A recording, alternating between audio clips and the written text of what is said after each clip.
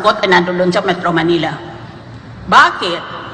Pag nag-survey tungkol sa presidentiables, pag tinanong ang mga kabataan, sinong gusto mong maging presidente ng Pilipinas? From north to south, east and west, I'm always number one.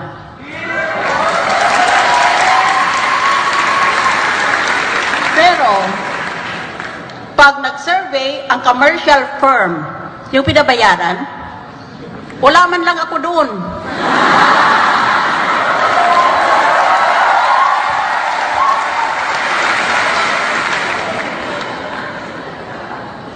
Nakakasama naman ng loob. I learned today that I placed number 2 in a survey of Veritas. How can I place number 2 in a nationwide survey by Veritas if according to the commercial surveys, I do not exist?